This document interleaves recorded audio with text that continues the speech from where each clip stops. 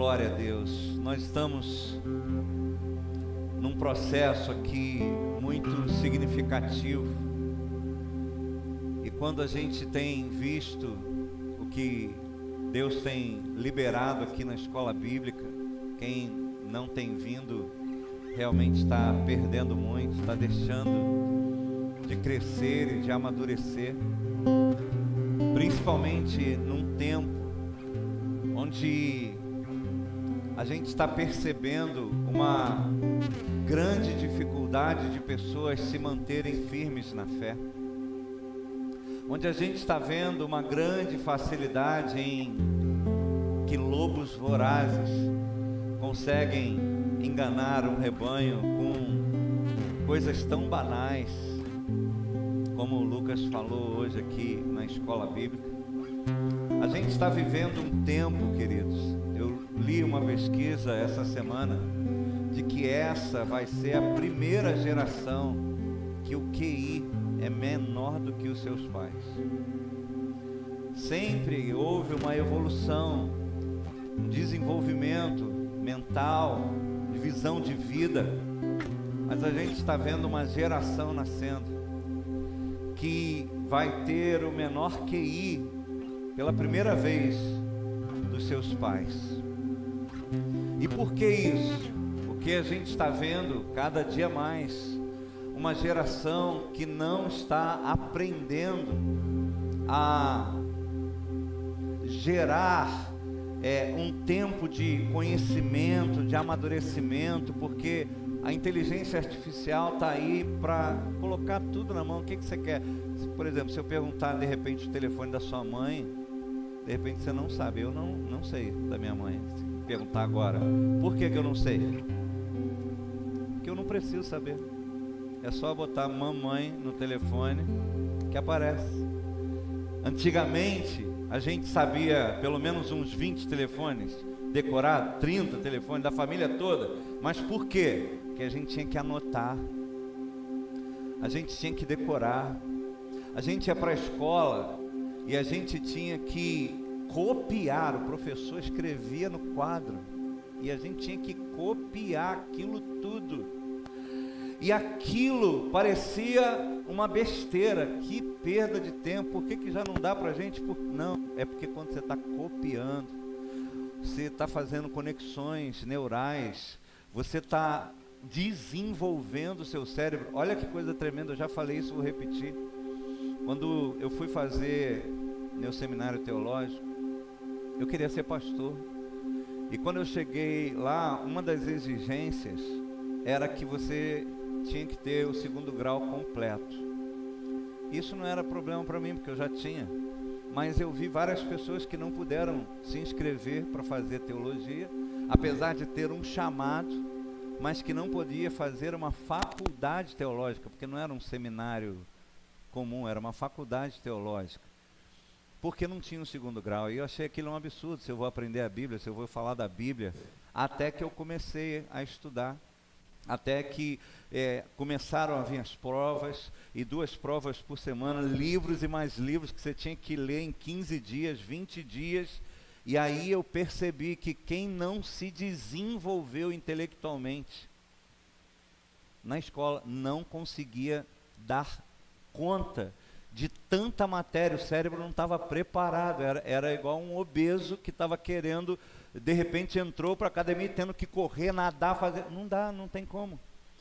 Então, você vê, a exigência do 2º grau não era porque a pessoa ia ter que fazer cálculos de matemática, não, era porque ela tinha que estar preparado para ler, para interpretar. Muitas heresias nasceram de pastores, homens e mulheres de Deus, que não sabiam interpretar textos bíblicos e não viram que tinha uma vírgula, uma exclamação, não viram que era um mandamento ou não era um mandamento, e isso afetou tremendamente. Então, pensa só, que a gente está tendo uma deficiência intelectual na vida de muitas pessoas que vão ser o futuro.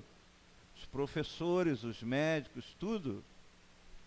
Pensa na próxima geração.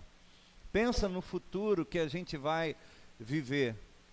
E se existe um déficit intelectual, existe também um déficit emocional. A gente vê um nível de carência imensa, incrível, por falta de paternidade, por falta de uma família estruturada.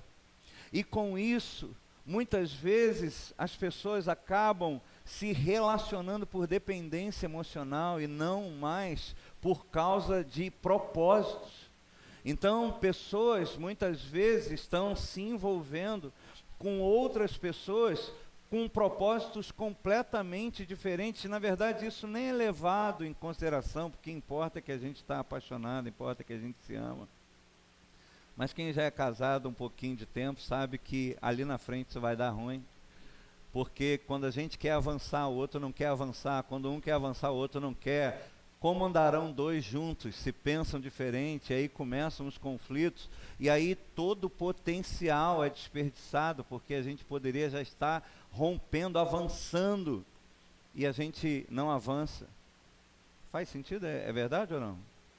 Então, pensa que eu estou falando até agora só de questões naturais, eu não estou falando da igreja. Mas pensa que essa pessoa chega agora e entrega a sua vida para Jesus. E ela agora vai começar a sua carreira cristã. E aí, como a gente viu hoje aqui na escola bíblica, muitas pessoas caíram e estão caindo em ciladas, e mais ciladas de pastores que muitas vezes estão falando para mulheres que precisam se relacionar sexualmente para ativar a fertilidade, e mulheres estão se deitando com pastores ou deixando tocar nas partes íntimas, ou seja, aberrações em nome de Jesus. E o pessoal, cara, deve ser, porque ele é um homem de Deus, então olha só as aberrações que a gente está vendo, o povo caindo, mas o negócio vai piorar, sabe por quê? Porque com a inteligência artificial, você está podendo colocar agora palavras literalmente na boca de outras pessoas. Você vai ver alguém falando, é a imagem dela, mas não é ela que está falando. A voz, o timbre é dela, a voz parece dela, tudo parece dela, mas não é. É fake. Então pensa só, se presencial as pessoas já estão caindo em aberrações, imagina você ouvindo pessoas que você admira, de repente falando agora o contrário. E você não tem senso crítico, você não consegue parar para avaliar, porque na verdade você cresceu num sistema onde você não foi ensinado a ter a sua fé, a sua opinião, a buscar o conhecimento a partir de um relacionamento pessoal com Deus e com a sua palavra, para que você possa falar, não, parece ele, mas não é ele, ele nunca faria um negócio desse, ele nunca falaria um negócio desse, eu o conheço, entende? Eu conheço. A Bíblia diz que no final dos tempos haverão sinais e maravilhas que, se possível, enganaria até os escolhidos. O negócio vai ser tão perfeito que, se a gente bobear, a gente vai. Então pensa numa igreja, num povo evangélico que não tem uma mente crítica, uma mente que medita na lei do Senhor, mas simplesmente decora. E aí, quando as circunstâncias vêm, aquela fé era uma fé apenas intelectual, que foi apenas decorado. A gente viu semana passada aqui, essa palavra é uma continuação da semana passada, porque nós vimos duas realidades de Josué e Caleb principalmente, que vivenciou, teve várias experiências com Deus, e aquilo forjou a sua fé, a ponto de 45 anos depois de uma promessa que ele recebeu, ele volta com a mesma disposição, falando para Josué, Deus falou, Moisés falou, e eu quero viver a promessa. Ele prometeu, me dá a minha promessa, porque já se passaram 45 anos, e eu ainda creio da mesma forma.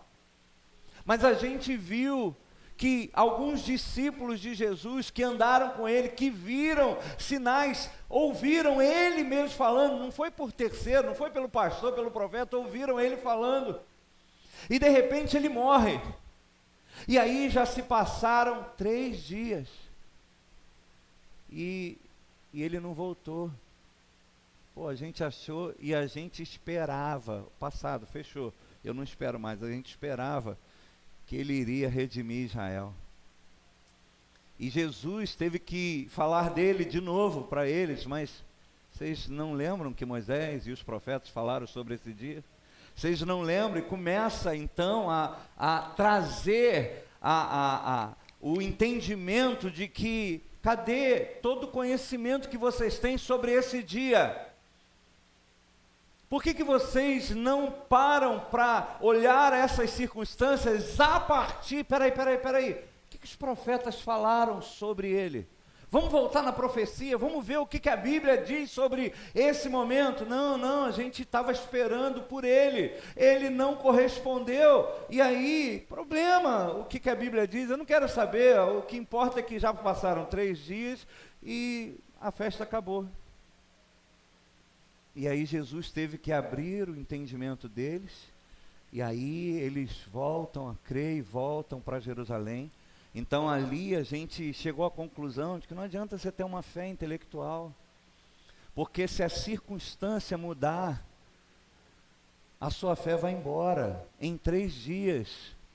Agora, quando ela é consolidada, podem passar 45 anos, que você continua disposto a viver, a lutar, a batalhar para viver tudo que Deus tem para a sua vida, amém? Então, semana passada nós vimos que uma fé intelectual não funciona diante de circunstâncias que a gente não esperava. E hoje eu queria dar sequência sobre como construir uma fé inabalável, porque a gente viu que tudo vai depender da minha fé, tudo vai depender daquilo que eu creio. E aí o que a gente falou semana passada foi: o que você crê saiu da onde? Qual é a base que você tem para dizer isso que você está dizendo? É baseado em quê? Aquilo que você está colocando a sua vida, seu futuro, tomando decisões. É baseado em quê? Naquilo que o pastor falou, naquilo que a igreja falou, ou naquilo que você entendeu pela palavra, que é princípio de Deus, e você pode se apoiar nela, porque ainda que a chuva venha, a tempestade venha, o vento forte venha, a casa está firmada na rocha, e não será abalada. Entende? Não vai ser abalado. Não é que simplesmente ela vai sofrer um impacto e vai deixar uns destroços, mas vai dar para sobrar alguma coisa. Não vai ser abalada. Por outro lado, a mesma casa que passou pela mesma tempestade, a Bíblia diz que o final vai ser como? Tem uma palavra assim, ó. Grande será a sua ruína. Enquanto a outra nem foi abalada, a outra casa, grande foi a sua ruína. As duas passaram pela mesma tempestade, pela mesma chuva. E o segredo estava em quê? Fundamento. E a fé é o firme fundamento das coisas que se esperam. É um firme fundamento. Eu estou firmado, porque minha fé está firmado em algo sólido, que pode vir, não vai abalar, porque é rocha. Amém? Então a gente precisa parar para pensar sobre essa realidade, e eu queria desafiar você a partir desse caminho que a gente está fazendo como comunidade, seja na escola bíblica, seja nos grupos de vida agora. Por que grupo de vida? Porque a gente quer falar da vida, a gente quer pegar isso que eu estou falando aqui, e durante a semana, como é que eu faço para viver aquilo que o pastor falou? Como é que a gente vive? Como é que a gente vive? Eu já sei, ele falou, eu já sei onde está na Bíblia, eu já li. Agora, como é que eu vivo isso na minha casa, na minha vida, na minha escola, na minha profissão? Então, quando a gente está fazendo esse caminho, é para levar as pessoas a aprender, a crescer em Cristo. Porque quando a gente olha a nossa realidade, Brasil, por favor, para pensar no que eu vou te falar agora. Quando a gente olha para a questão educacional do Brasil, a gente percebe um modelo educacional que tem várias falhas e que contribuem com relação a como a gente vive a nossa fé. Eu estava fazendo uma pesquisa sobre isso para ver se eu estava enganado, mas foi confirmado aqui, um dos motivos de muitos cristãos ter uma fé débil e frágil vem do sistema educacional. Vê se faz sentido. Que parte dos brasileiros foram expostos? Primeiro, um modelo de ensino baseado na reprodução de informação. O ensino tradicional enfatiza a repetição de conteúdos e fórmulas, muitas vezes preparando os alunos apenas para responder provas, sem estimular uma reflexão profunda sobre os temas abordados. A pessoa decora, vai lá, estuda, decora, faz a prova, e se você perguntar 3 dias depois, ela esqueceu, porque ela só decorou para fazer a prova. Ela não refletiu. Ela não aprendeu sobre aquilo. Então pensa que nós fomos criados anos assim, nesse sistema educacional, de decorar. E aí eu vi um pastor falando essa semana sobre isso de uma forma interessante, que ele falou, eu cheguei numa igreja e eu perguntei, gente, o que é graça? Todo mundo respondeu, favor imerecido. Ou seja, intelectualmente, todo mundo sabia, decorou. Mas quantos não viviam graça? Quantos viviam debaixo de cativeiros emocionais? Será que Deus me perdoa? Será que Ele, depois daquela queda, Ele ainda me ama? Será que... E não conseguem avançar, porque sabem o que é graça, mas não vivem graça. Vivem a lei. Não, eu tenho que obedecer, eu tenho que... Porque senão não vou conseguir. Você entende o que eu estou falando? Segundo, falta de incentivo à interpretação e análise. Em muitas disciplinas o foco está na resolução mecânica de exercícios, sem um aprofundamento na compreensão e na aplicação dos conhecimentos à realidade do aluno. O que isso tem a ver com a minha vida? Como que eu posso pegar tudo isso e trazer para o meu cotidiano? Não é desinteressante. São coisas que muitas vezes a gente estuda e a gente fica perguntando, para que eu estou vendo isso, cara? Não sei o que lá, essas fórmulas todinhas. Não existe algo que nos leve a pensar de uma forma crítica e inclusive, levando a gente a buscar uma aplicação do conhecimento para a realidade. É só para fazer a prova e passar no concurso. E terceiro, o impacto na aprendizagem ao longo da vida. Quando o aluno não desenvolve a habilidade de interpretar informações, questionar conceitos, ele pode ter dificuldade em aprender novas habilidades no futuro, limitando a sua autonomia intelectual. Ele vai sempre estar dependente de alguém que dê para ele já o negócio tudo mastigado, porque ele não consegue ler, interpretar e chegar às suas conclusões. Então pensa só, que uma pessoa viveu assim durante anos e veio para a igreja, se converteu. E aí, muitas igrejas trabalham da mesma forma. É só você decorar alguns versículos bíblicos, ler o Salmo 91, sabe o que é o Salmo 23 e paraná, e decreta, e declara e tal, sem que a pessoa realmente compreenda o poder daquilo que ela está falando. E aí ela vem e ela vai vivendo a vida a partir desse sistema educacional que muitas vezes é o sistema da igreja, que não leva os cristãos a se questionarem, como os bereanos. Espera aí, deixa eu ver se é isso que está escrito. O pastor está falando isso, eu sei que ele é um homem de Deus, mas deixa eu ver o que é a Bíblia de fato, deixa eu conhecer mais sobre essa realidade, para que eu possa ter firmado a minha fé em Cristo na sua palavra. Consegue entender, gente? Que se eu não identifico que essa é a minha estrutura de pensamento, é natural que eu vou vir para o Evangelho e eu vou dar sequência, eu vou ler a Bíblia da mesma forma. Pensa que se eu tive uma visão de pai, né? Eu tive uma relação fria com meu pai, eu nem conheci o meu pai, eu me converti, é natural que eu tenho dificuldade de me relacionar com Deus como pai, porque essa figura para mim não existe, ou é algo ruim. Então, comparar Deus com o pai, misericórdia, não pode ser Deus, Deus não pode ser pai. Então a gente precisa passar por um processo de ressignificação, de entender que aquele pai errou, ele não foi uma figura paterna correta, mas o Pai Celestial é perfeito.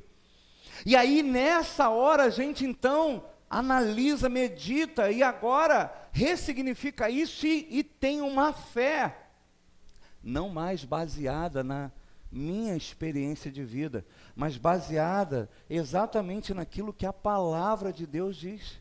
Do contrário, você vai ver pessoas na igreja que não conseguem confiar em Deus como pai, não conseguem se entregar a Deus como filho, mas sabem que está na Bíblia. Se você perguntar, elas dizem sim, eu sou filho de Deus, Deus é meu pai, mas não rola esse relacionamento. Então, eu vim hoje aqui porque eu entendo que dentro desse nosso processo, a gente queria construir uma comunidade pensante, uma comunidade bíblica, uma comunidade apaixonada por Cristo e por sua palavra, apaixonada por Cristo e por sua palavra, que vive uma vida relevante, que pega esse evangelho e vive de forma relevante e transformadora, para que outras pessoas possam também desejar, cara, eu quero isso para a minha vida,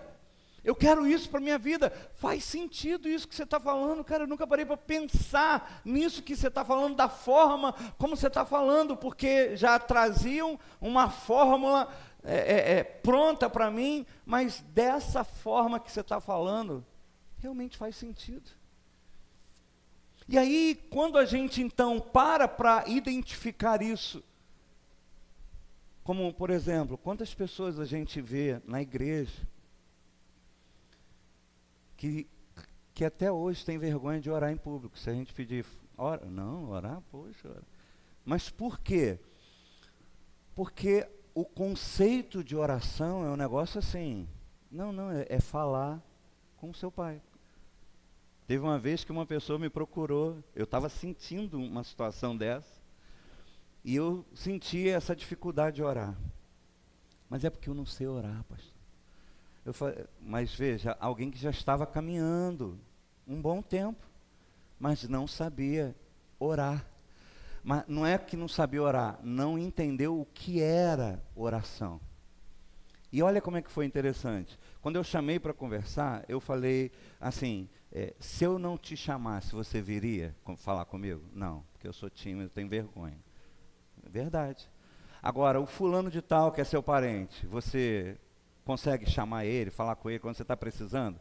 Ah, claro. Então, isso é oração. Então, o que revela? Que o seu problema não é que você não sabe orar. Você não conhece o seu Deus. Você não tem intimidade com ele, você tem vergonha. Pô, e se eu falar um negócio, não sei como é que eu falo com ele, igual você fala com seu pai, você fala com seu tio, você fala com seu esposo, você fala com seu marido. Entendeu? Então, você percebe que a pessoa sabe orar, porque o que é orar? É falar, é colocar para fora, é fazer petição. Então o problema não é que eu não sei orar, o problema é que eu tenho vergonha de falar com esse que eu vou me dirigir, que eu vou pedir, que eu vou falar com ele. Então olha como é muito importante a gente identificar isso, porque aí cai esse sofisma, essa mentira de que, não, eu não sei orar, porque aí eu fico nessa questão de que eu nunca vou me lançar, porque eu não sei orar, eu tenho que fazer um curso de oração. Não. Quando você identifica, você vai ver que o problema está no seu relacionamento com Deus. E aí você vai buscar então, pastor, ao invés de simplesmente me ensina a orar, me ensina como me relacionar com o Senhor. E a oração vai ser natural. Amém? Estamos no caminho? Então olha como é importante a gente parar para pensar. Que muitas coisas na nossa vida não estão acontecendo por um entendimento equivocado, por um entendimento errado.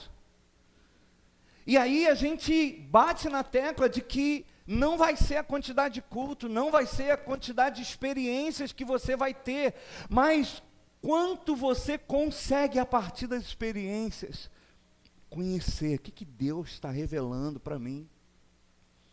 E não é só as experiências com Deus, você vai começar a aprender com as suas experiências de vida, porque você agora vai entender que tudo a gente pode aprender. Então, ao invés de você olhar para uma situação que você não conseguiu, e aí, dependendo do seu histórico de vida, você é um fracassado, e você aceita aquilo como uma identidade, eu sou um fracasso. Não, se você parar para entender que aquilo foi um resultado que não aconteceu. Então você para buscar entender como se dá o resultado. E aí você vai chegar realmente a uma conclusão de que pode ser que você realmente não é capaz de dar aquele resultado, aquilo não é para você. É como de repente, eu quero fazer parte do louvor. Não, mas você não tem voz, você não tem como cantar. Você pode cantar para Deus no banheiro, na célula, adorar. Agora, aqui, porque aqui tem um propósito, eu tenho que levar pessoas a um momento de adoração. Aí, quando a pessoa consegue entender que tudo tem um propósito, então, se alguém fala, você não é capaz de ministrar o louvor, ela não está ouvindo, você não serve para adorar a Deus. Não, você é capaz de ser um excelente intercessor, um excelente professor, um excelente... Ó, como é que muda. Mas se você pega uma pessoa que já é rejeitada, a gente viu um filme esses dias, de um adolescente que, na infância, ele ia jogar bola, ele errava, o pai virava. E quando a psicóloga trabalhando com ele, mas por que você acha que seu pai virava? Porque ele não queria ver que eu era um fracasso. Ele não queria dar a entender que eu era um fracasso. Nunca o pai falou isso, mas ele chegou a essa conclusão. Então, quando olhar, o pai dele estava virando, então o pai dele não quer nem ver esse fracassado, não sabe nem chutar uma bola. E aquilo foi tão profundo que chegou no colégio, veio os bullying e virou um assassino. Porque Satanás ele vai tocando exatamente naquela ferida aberta. Mas tudo veio da onde? De uma, a princípio, aparente rejeição, nem falada, imaginada. E ele construiu uma identidade. E que o bullying foi lá e foi... Então, olha como é importante a gente em Cristo buscar entender o Evangelho dessa forma.